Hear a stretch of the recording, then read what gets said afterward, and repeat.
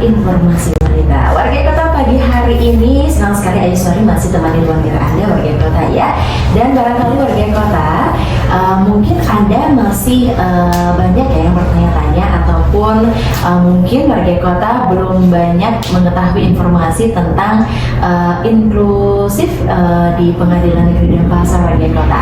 Ataupun warga Kota ya, kita pagi hari ini sedikit akan membahas tentang seperti apa sih akses keadilan untuk semua orang, terutama di Pengadilan Negeri Denpasar. Karena warga Kota mungkin di benak Anda pernah bertanya warga Kota, apakah semua lapisan masyarakat termasuk penyandang disabilitas, masyarakat adat atau mereka yang tidak mampu di warga Kota ya, apakah mereka benar-benar bisa mengakses pengadilan dengan mudah dan juga adil? Atau warga Kota jangan-jangan pengadilan inklusif yang selama ini warga Kota hanya sebatas slogan. Nah, kira-kira warga Kota, apakah pengadilan inklusif ini mitos atau fakta warga Kota? Kita akan mengupas tuntas tentang tema kita pagi hari ini, dan pastinya bersama dengan dua narasumber warga Kota yang sangat kompeten dari Pengadilan Negeri Denpasar yang sudah bergabung di tengah ruang siar kami warga Kota ya.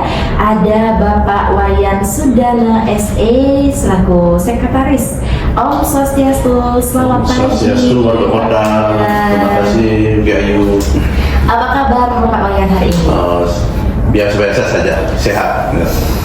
Semoga selalu sehat Pak Wayan ke depannya terus ya. Kemudian juga ada Bu Luh Ekarini SE, Kepala Subbagian Umum dan Keuangan. Selamat pagi, Swastiastu Bu Eka. Swastiastu Mbak Ayu, selamat pagi warga Kota. Oke, kabar sehat ya Bu Eka? Iya, sehat. Nah, seperti yang sudah saya sampaikan tadi, kita akan membahas tentang seperti apa sih sebenarnya pengadilan inklusif ini, mitos atau fakta, atau hanya sekedar ucapan-ucapan belaka di masyarakat yang memang merasa dia tidak menerima pelayanan dengan baik atau seperti apa. Nah, mungkin sebelum kita berlanjut lebih detail lagi terkait dengan seperti apa fasilitas ataupun realita di lapangan barangkali serta infrastruktur dan juga layanan Pengadilan Negeri Denpasar, mungkin bisa dijelaskan terlebih dahulu ya terkait dengan apa sih yang dimaksud dengan pengadilan inklusif ini, Pak Wayan atau Bu Eka? Pak Wayan, silakan Pak Wayan. Oke, terima kasih atas kesempatannya.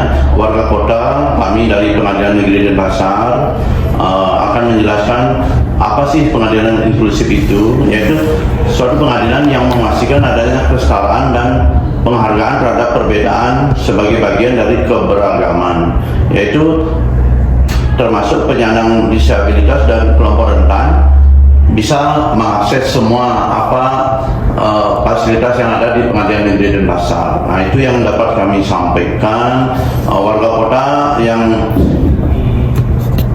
diharapkan jangan sampai ke pengadilan, kalaupun terpaksa pengadilan. Nah, disitulah kami menyiapkan sarana prasarana yang ada untuk memudahkan warga Kota untuk mengakses pengadilan itu seperti apa. Demikian yang dapat disampaikan. Terima kasih. Oke, berarti nggak ada perbedaan ya Pak ya, semuanya sama, baik itu teman-teman disabilitas ataupun masyarakat yang rentan gitu, dan juga masyarakat pada umumnya ini tetap mendapatkan pelayanan yang sama, seperti itu ya Pak ya. Ya. Nah, kalau boleh tahu Pak Wayan, sebenarnya mengapa sih begitu penting bagi sistem peradilan untuk mengadopsi yang namanya prinsip inklusivitas ini Bapak?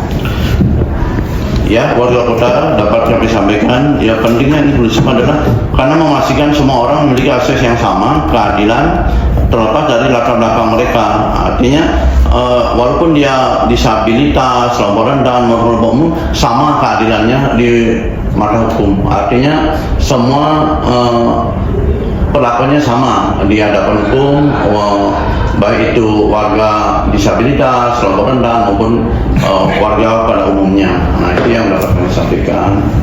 Oke, nah kalau berbicara di lapangan sendiri Pak Wayan dan Bu Eka ya, realitanya ya, apakah saat ini sistem pengadilan di Indonesia khususnya di Denpasar gitu ya, apakah sudah benar-benar inklusif, dan siapa saja yang belum mendapatkan akses keadilan yang setara? Barangkali bisa dijelaskan? Baik warga kota untuk yang tadi, jadi untuk pengadilan inklusif sendiri ada beberapa cirinya.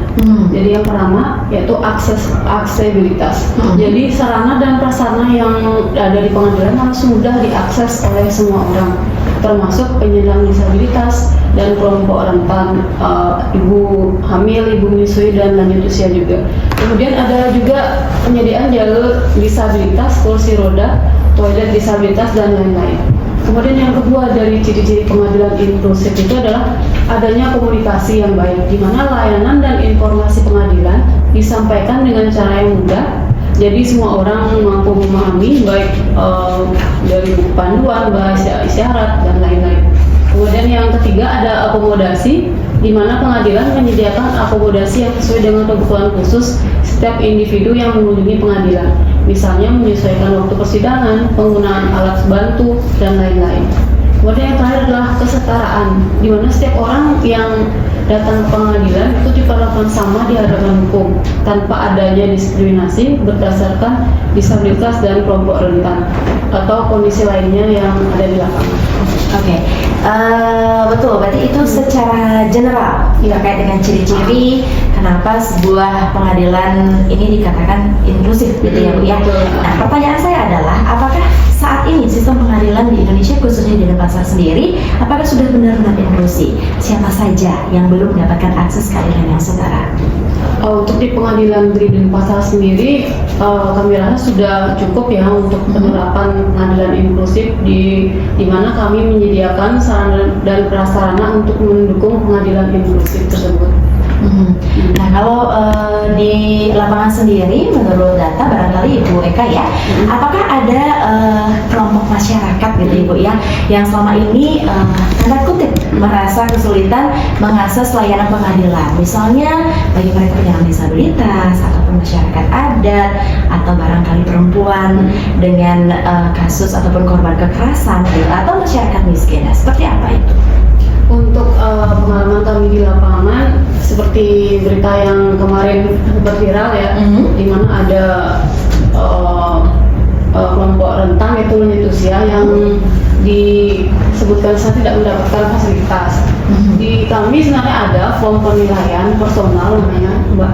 Jadi apabila ada pengunjung yang ingin datang ke pengadilan, apabila merasa butuh pendampingan atau sarana, bisa mengisi form tersebut. Form tersebut ada di pos pemeriksaan dan di BPTSP. Jadi mengisi form dulu kebutuhannya apa, pendampingan atau perlu sarana, bisa diisi di situ. Jadi berdasarkan penilaian tersebut kami bisa menyediakan apakah perlu pendamping atau sarana untuk masuk ke pengadilan gitu. Oke. Nah, kalau di Pengadilan Negeri Denpasar sendiri sampai saat ini, apakah fasilitas-fasilitas yang dibutuhkan ini sudah memadai, misalnya Mbak ya, seperti ketersediaan juru bahasa isyarat atau akses fisik ke ruang sidang dan lain sebagainya? Seperti apa Mbak? Untuk juru bahasa isyarat sendiri kami sudah ada kerjasama Mbak, kebetulan dengan SLB. Tiap tahun diperbarui. Kemudian untuk sarana sendiri, pertama masuk pengadilan sudah ada guiding block. Guiding block menuju ke lobi, kemudian ke pos pemeriksaan dan ke ruang sidang. Berarti sudah tadi ya, seperti dijelaskan bahwa sudah cukup memadai untuk fasilitas serta sarana dan prasarana maupun infrastruktur di Pengadilan Negeri Denpasar sendiri. Nah, kalau terkait dengan layanan, tadi Mbak sempat bilang ada guiding ini sendiri apa di pendaftaran di awal, gitu ya. Bagaimana dengan layanan informasi yang tersedia Mbak sampai saat ini? Apakah sudah tersedia dengan berbagai format dan memudahkan diakses atau seperti apa? Tadi kan barangkali ini sebagai wakil barangkali untuk teman-teman yang disabilitas atau yang masyarakat rentan gitu Mbak. Apakah ini sulit diakses ataupun sebaliknya atau sudah mudah diakses? Untuk layanan untuk disabilitas kami menyediakan website yang sudah ada screen readernya. Jadi kalau ada pengguna yang disabilitas bisa melihat di website. Kemudian ada juga layanan Silaidis namanya Mbak. Jadi kalau mau berkunjung ke pengadilan bisa mengisi form di aplikasi tersebut di website ada. Jadi secara penjelasan dari mereka sudah bisa dibayangkan ya warga kota bahwa Pengadilan Negeri Denpasar begitu istilahnya sudah mengutamakan dan sudah memberikan namanya pelayanan bukan hanya untuk masyarakat secara umum, tapi juga untuk masyarakat yang baik itu berkebutuhan khusus maupun masyarakat yang rentan, baik itu yang lansia barangkali Mbak ya, atau juga ibu hamil dan masyarakat lainnya pastinya ya. Nah, di peradilan yang inklusif juga ada beberapa prinsip layanan ya Kak ya. Ada namanya equality before the law. Nah, apa sih sebenarnya yang maksud dengan prinsip ini Bapak?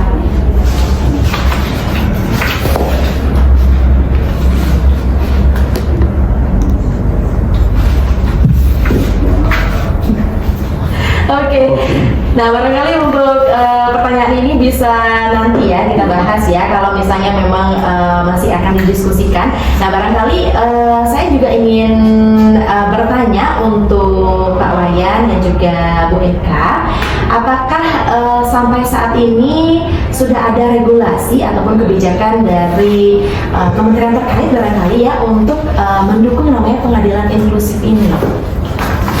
Terima kasih ya Ayu atas pertanyaan. Warga kota kami dari pengadilan, dasar hukum dari layanan peradilan inklusif itu kita merujuk kepada Undang-Undang Dasar 1945, terus ada Peraturan Menteri Pekerjaan Umum dan Perumahan Rakyat yaitu nomor 14 tahun 2017, terus keputusan Direktur Jenderal nomor 1652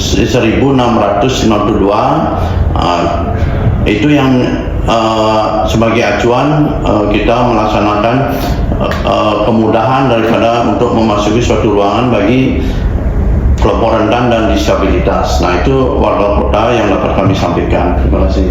Oke, baik, barangkali warga kota kita akan break sejenak. Nanti kita akan lanjutkan ya perbincangan kita pagi hari ini terkait dengan pengadilan inklusif mitos atau fakta warga kita ya. Tetap stay tune di 92,6 Radio Publik Kota Denpasar.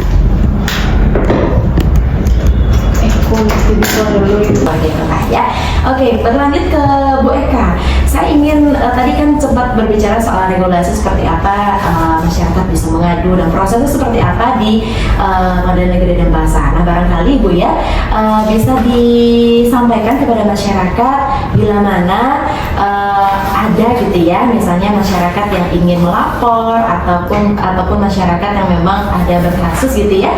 Bagaimana sih sebenarnya sikap dan juga respon dari pengadilan jika ada masyarakat terutama yang penyandang disabilitas yang merasa tidak dilayani secara layak saat ada pengaduan barangkali ke pengadilan ya, entah karena keterbatasan fisik, sensorik atau bahkan karena kurangnya pemahaman petugas terhadap kebutuhan mereka. Apa sudah ada mekanisme pengaduan ataupun perbaikan layanan yang disiapkan di Pengadilan Negeri Denpasar, Ibu? Oke. Untuk regulasinya sendiri Mbak Yaya, itu sudah ada di keputusan Dirjen Badilum di nomor 1692 tahun 2020, di mana di sana dimuat mengenai pedoman pelaksanaan pelayanan bagi penyandang disabilitas di pengadilan.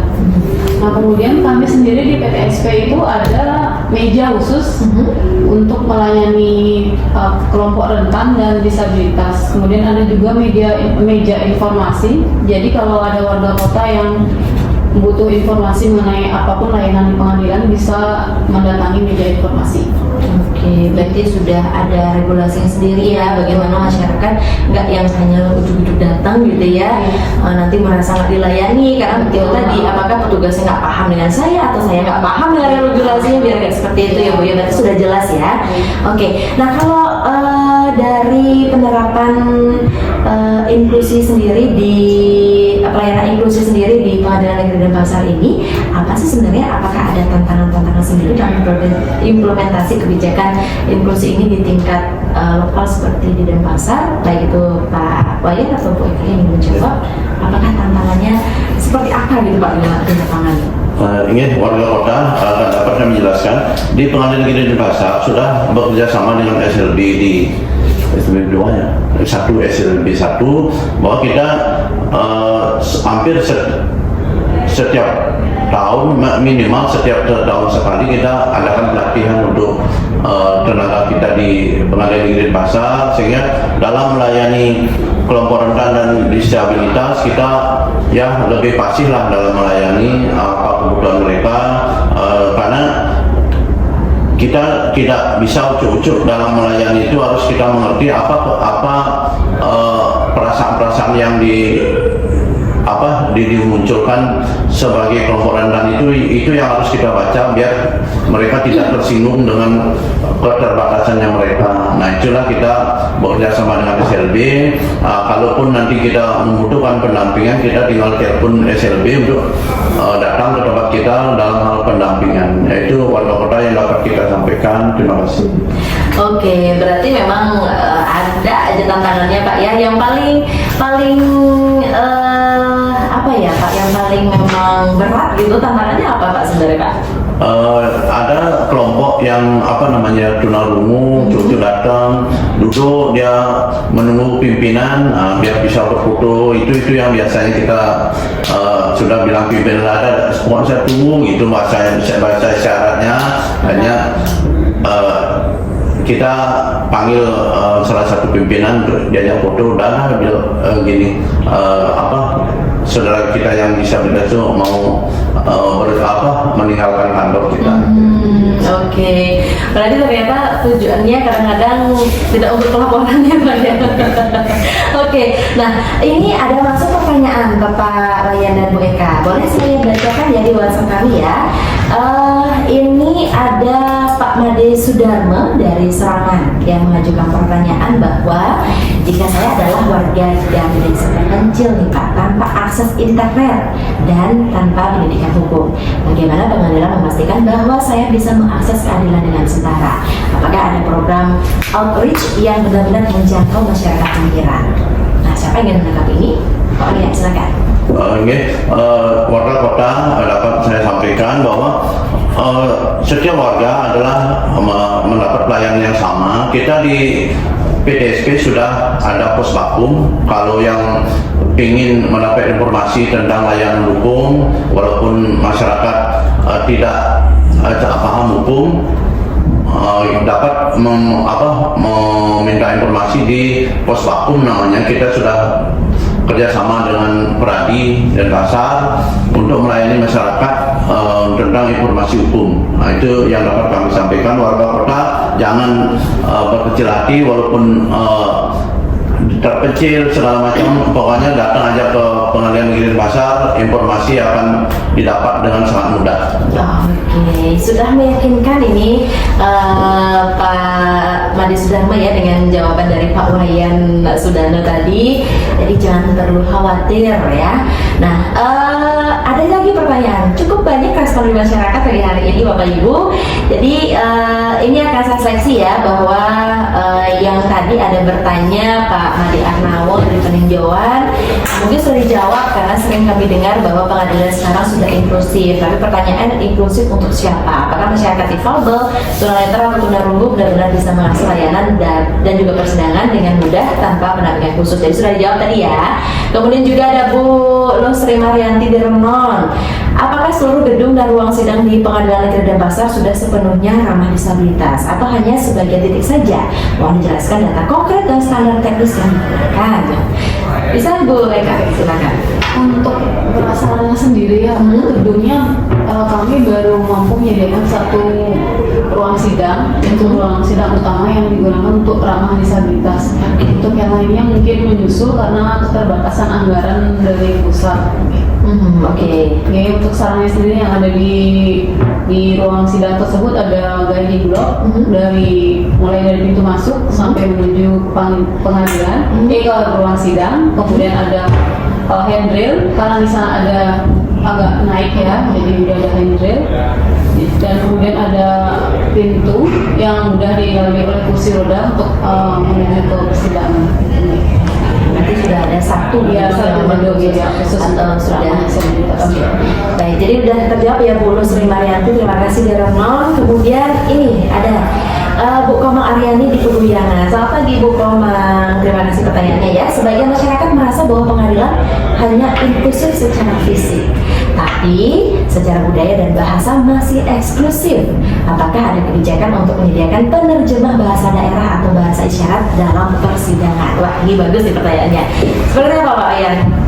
Ya, warga kota, terima kasih atas pertanyaannya. Untuk penerjemah maupun bahasa isyarat kita sudah bersama dengan SLB.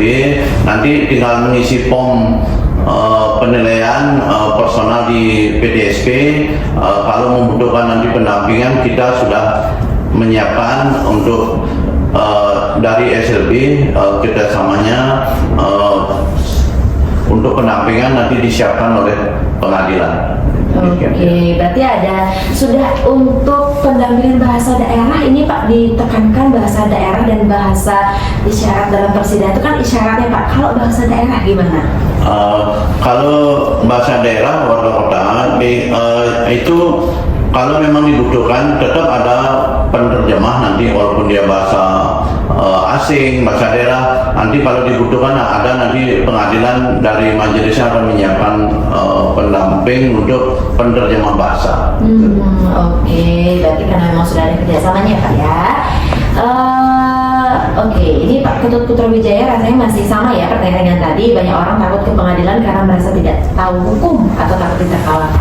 Apa yang dilakukan pengadilan negeri Denpasar untuk menjamin bahwa orang awam hukum diperlakukan setara dan dihormati? Rasanya sudah dijawab tadi ya. Jadi nggak usah khawatir. Intinya pasti ada pemandu nanti di situ dan pastinya warga kota dilayani dengan sebaik mungkin ya. Kemudian ada Bu Nyoman Puspasari di Sesetan. Apakah pengadilan negeri Denpasar secara rutin mengadakan audit independen terkait standar inklusivitasnya? Siapa yang mengawasi itu? Internal saja atau ada partisipasi publik juga? Nah, mungkin kalau ditanggapi dari Pak Wayan dan Bu Eka. Oke, untuk auditnya kami ada kerjasama dengan PUPR. Tentunya tahun lalu sudah diaudit sarana dan prasarana yang kami punya dan dinyatakan oleh PUPR cukup sesuai gitu. Oke, berarti memang sudah ada audit ya Bu ya. Betul. Oke. Nah, juga ini masuk ke data inklusivitas. Ada Gusti Agung Dwi Arnyana, ini juga bagus pertanyaannya ya. Terima kasih Pak Gusti Agung di Banjar. Apakah ada pelatihan khusus bagi hakim ataupun staf pengadilan negeri Denpasar untuk menangani kasus-kasus dari kelompok rentan seperti perempuan korban kekerasan, disabilitas atau kelompok adat, atau hanya pelatihan umum tanpa pendekatan yang sensitif? Untuk selama ini sih kami baru mengadakan pelatihan umum aja ya Mbak ya, hanya untuk staf dan petugas kami yang melayani disabilitas. Jadi untuk yang khusus seperti kalian sebutkan belum ada. Mungkin kedepannya akan kami koordinasikan dengan pimpinan apakah perlu ada atau gimana. Oke, karena kan juga barangkali dengan kasus-kasus kekerasan bagi wanita itu kan penting juga ya, dia merasa nyaman atau barangkali biar dia mau terbuka gitu ya, ibaratnya dengan kasusnya dia kan nggak sembarang orang bisa menggali informasi atau bahkan mendampingi juga gitu ya Mbak ya. Nanti kedepannya akan dipertimbangkan seperti itu. Yes, ya. Oke. Anak Agung Ayu Lestari dari Sedakarya. Wah, ini keren ya, berarti masyarakat ingin tahu lebih banyak tentang inklusivitas di Pengadilan Negeri Denpasar ini ya. Nah, jika masyarakat menemukan bahwa layanan pengadilan tidak inklusif atau diskriminatif, apakah ada mekanisme pengaduan yang mudah, cepat, dan aman untuk diakses masyarakat awam? Warga kota, untuk masyarakat yang merasa ada kendala silakan melakukan pengaduan. Kita ada di Siwas, ada kontak pengaduan. Pokoknya kita terbuka tentang kritik, saran. Ada nanti di website sudah dimunculkan semua tentang kemana aduannya itu diarahkan. Silakan. PN Denpasar, Pengadilan Negeri Denpasar siap menerima kritik dan saran untuk menuju pengadilan yang agung untuk Denpasar. Oke, bisa disampaikan mungkin barangkali websitenya Bapak di mana? Website kita di www.pn.denpasar.go.id www.pn.denpasar.go.id. Oke, jadi warga kota bisa langsung ya barangkali menjawab pertanyaan dari Anak Agung Ayu Lestari di Sedakarya ya, kalau misalkan memang ingin mengadukan bahwa pelayanan dan sebagainya sudah bisa di website langsung seperti kata Pak Wayan ya. Ada juga di Bagus Dwi Mahendra di Pemecutan. Kami tahu istilah pengadilan ramah anak dan pengadilan ramah perempuan. Tapi apakah itu hanya sebatas label? Apa indikator konkret yang membuat suatu pengadilan layak disebut ramah atau inklusif? Jadi kayak di awal sudah dijelasin ya bahwa ada ciri-cirinya, baik itu dari segi sosialisasi, kemudian juga infrastruktur dan juga pelayanan dan bagaimana pelayanan di masyarakat realita di lapangan seperti itu ya Pak Wayan ya. Atau ingin dijelaskan kembali Pak Wayan atau Bu Eka?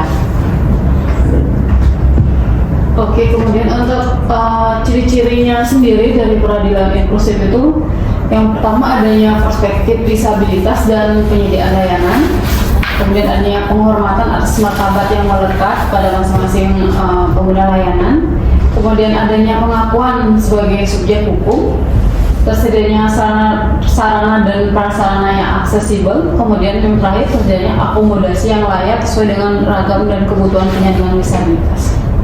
Oke ya, berarti sudah terjawab ya. Ini bagus Dwi Mahendra di Pemecutan. Nah satu lagi nih, biar adil semua terbacakan dan didengar oleh Pak Wayan dan Bu Eka hari ini pagi hari ini ya. Ada Komal Haris di Ratna. Apakah Pengadilan Negeri Denpasar memiliki data statistik internal mengenai jumlah kasus yang melibatkan kelompok rentan dan bagaimana tingkat penyelesaiannya dibanding kasus lainnya? Untuk datanya sendiri itu di bagian kepanitraan ya Mbak, karena kita di bagian kesehatan sendiri tidak punya datanya, karena perkara di bagian khusus yaitu di bagian kepanitraan. Oke, berarti sudah menjawab ya Pak Haris ya, bahwa pagi hari ini kita menyampaikan dari segi apa ya misalnya secara umum untuk sarana prasarana ya.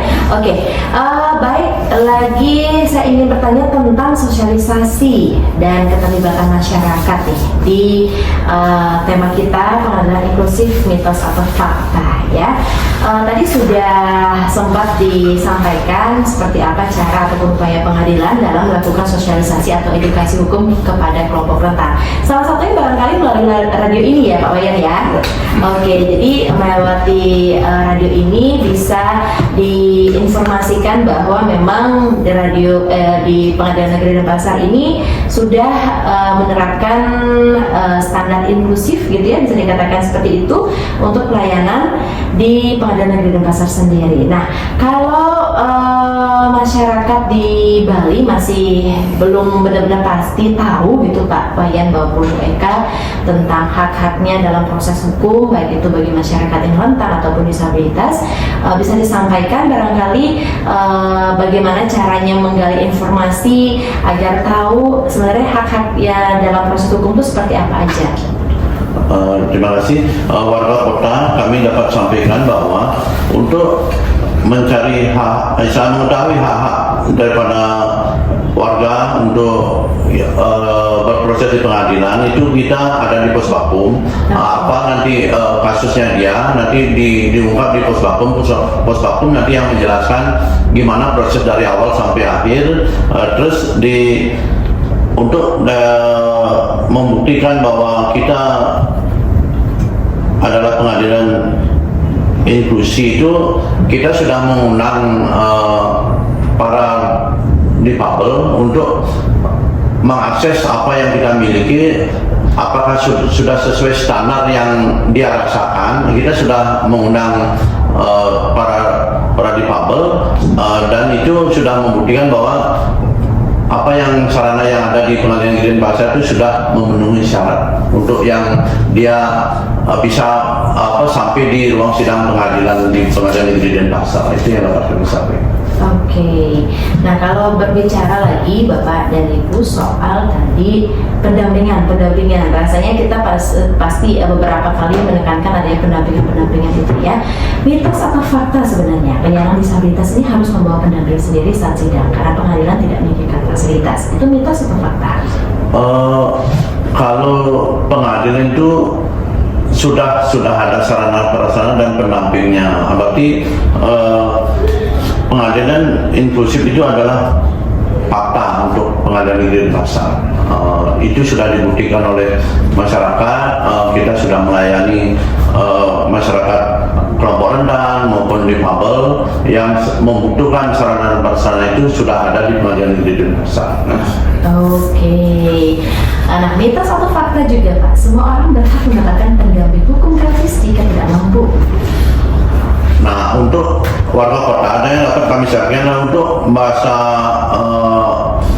berperkara gratis itu pemerintah sudah menyiapkan untuk yang membawa surat keterangan miskin itu ada namanya Prodeo. Prodeo artinya dia sudah tidak dikenakan biaya karena biaya ditanggung oleh pemerintah yang disiapkan di daftar isian pelaksanaan anggaran di kantor Pengadilan Negeri Denpasar. Oke, nah mungkin ini akan nyambung dengan pertanyaan saya berikutnya, bagaimana menanggapi misalnya bagi masyarakat miskin Pak ya untuk proses hukum yang bisa saja terasa mahal dan juga pastinya rumit Pak ya. Bagaimana mekanisme bantuan tadi, bantuan hukum dari negara bisa diakses secara nyata dan adil? Nah itu warga kota silakan langsung datang ke PTSP dan ke pos bantuan hukum. Di situ nanti akan dijelaskan gimana proses untuk mendapatkan fasilitas Prodeo itu. Nanti pos bakumnya yang menjelaskan. Nanti disitulah peran pengadilan untuk memfasilitasi gimana program pemerintah yaitu berperkara gratis itu yang disebut dengan Prodeo bisa dilaksanakan. Karena memang pemerintah lagi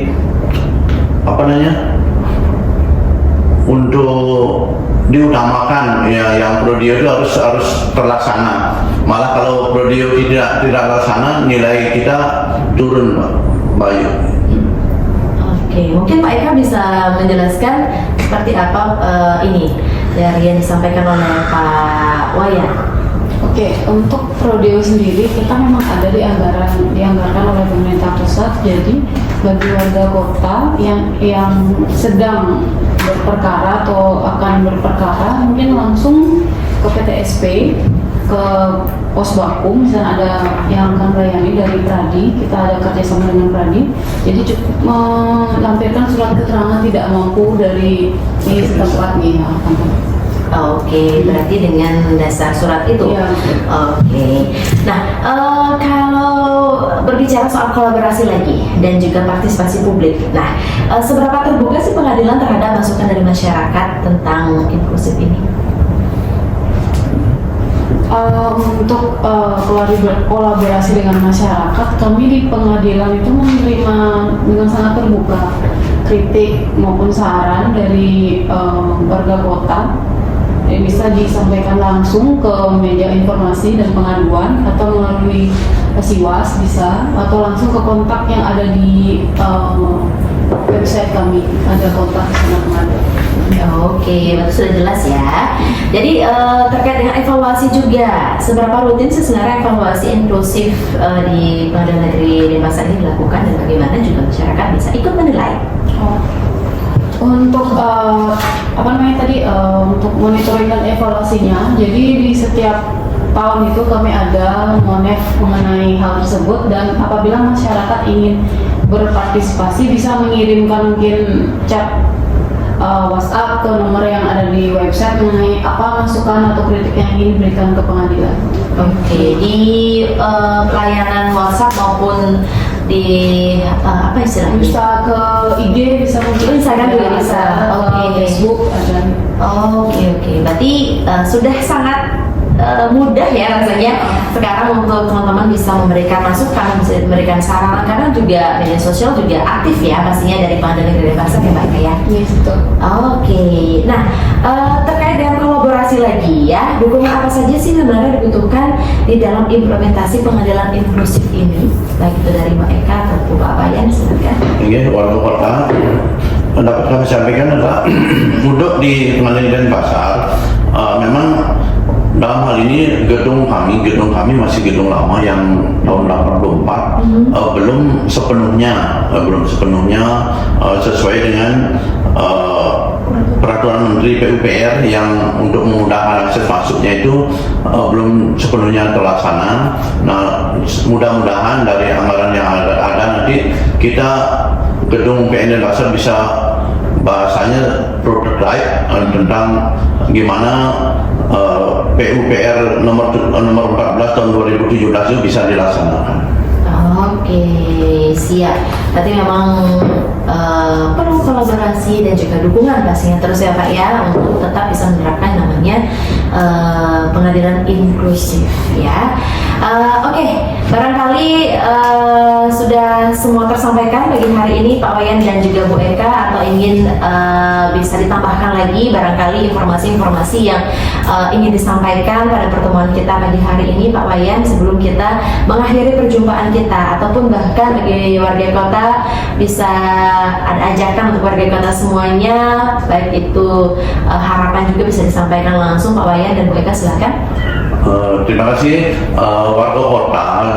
Kami dapat sampaikan bahwa Pengadilan Negeri Denpasar sangat terbuka karena misi Pengadilan Negeri Denpasar adalah menuju peradilan yang agung. Artinya semua masyarakat, baik masyarakat umum maupun masyarakat kelompok rentan dan disabilitas, mendapatkan pelayanan yang sama di hadapan hukum untuk keadilan kita bersama. Itu yang, nah, pesan terakhir adalah semoga tidak pernah berperkara di pengadilan. Itu yang harapan terakhirnya. Terima kasih. Oke, Mbak Eka, barangkali ingin disampaikan seperti apa? Oke, untuk warga kota, kami Pengadilan Negeri Denpasar dengan tangan terbuka siap menerima warga kota dalam kondisi apapun dengan sarana prasarana yang ada di pengadilan. Oke, berarti sudah benar-benar dijelaskan ya warga kota bahwa Pengadilan Negeri Denpasar ini benar-benar sudah memikirkan dan pastinya sudah mempertimbangkan baik itu sarana prasarana untuk Anda barangkali warga kota ya, kelompok-kelompok rentan ataupun disabilitas untuk sama mendapatkan haknya di pengadilan dan juga di mata hukum. Begitu barangkali ya Pak Wayan dan Bu Eka ya. Semoga informasi ini pagi hari ini bermanfaat bagi Anda. Menjawab pertanyaan tadi warga kota, pengadilan inklusif mitos atau fakta? Bagaimana jawabannya sebentar? Fakta. Fakta ya, sudah diterapkan langsung oleh Pengadilan Negeri Denpasar. Baik warga kota, itu tadi perbincangan kita pagi hari ini bersama dengan dua narasumber kita dari Pengadilan Negeri Denpasar. Semoga informasi ini bermanfaat untuk Anda, dan terima kasih juga bagi warga kota yang sudah bergabung di WhatsApp kami memberikan pertanyaan-pertanyaan terkait dengan topik kita pada hari ini warga kota ya. Baik warga kota, langsung saja dari kawasan Taman Kota Lumintang, lantai 1 Gedung Darman Alaya. Saya Iswari dan juga kedua narasumber saya pagi hari ini mohon pamit undur dari ruangan Anda, dan kami tutup dengan Parama Santi. Om Santi Santi Santi Om.